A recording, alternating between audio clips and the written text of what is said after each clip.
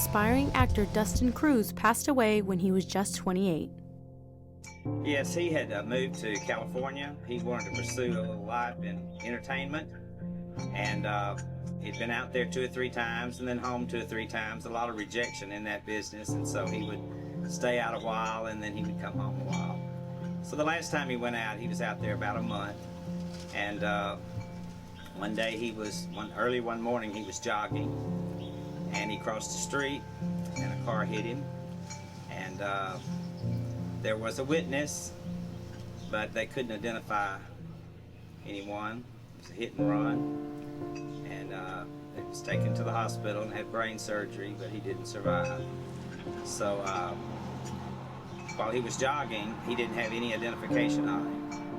So it was a Thursday morning, and it was not until Thursday night that we found out about it, when someone he was supposed to meet, he didn't show up, and they heard about something on television about an unidentified person in the neighborhood where he lived had gotten hit.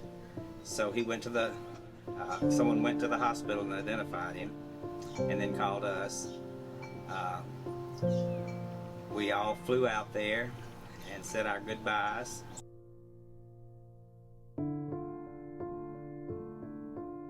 It hurts every day. You never get over that.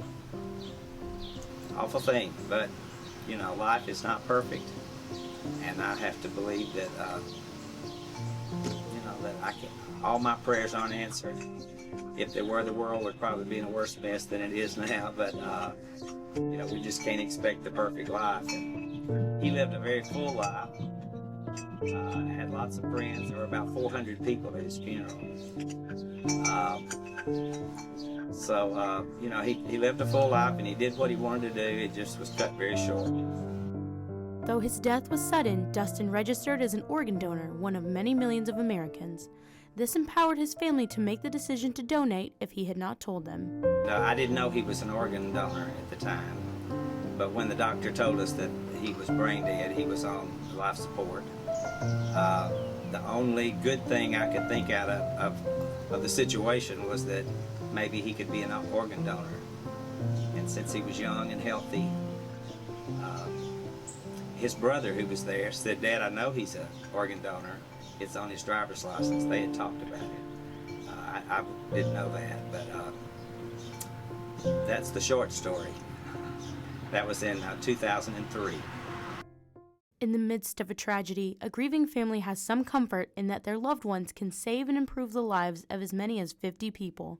The Cruse family had the chance to meet with some of the recipients of Dustin's organs through One Legacy, the organization that managed the organ donations. If there's anything good that would come out of a death, that would be it.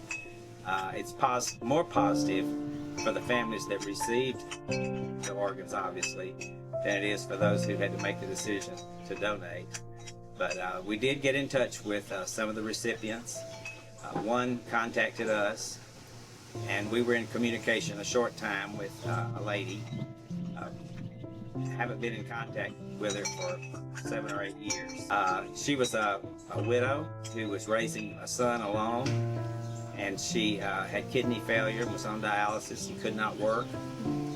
And she wrote us a letter and told us what a life-changing experience it was. My son Dustin was real outgoing. Obviously, if he wanted to be an entertainer, he was an outgoing person. And she even said that she became more outgoing. Even though at least 8 million Texans are registered as organ donors, there is still a need for more. Every 10 minutes, another person in need is added to the waiting list for an organ. Fortunately, becoming a registered donor is simple. In the state of Texas, donors can register at the DMV or online at donatelifetexas.org. There are many misconceptions about organ donation, such as the family of the deceased having to pay for donation, the donor not receiving quality care in order to get organs, and the donor being unable to have an open casket funeral. None of these are true.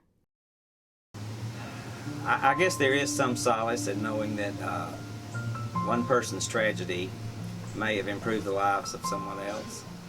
And so why waste an organ that we obviously can't use after our death? It may improve someone else's life, and not just that life, but their whole family. So I would encourage everybody to be a donor if they, if they would consider that.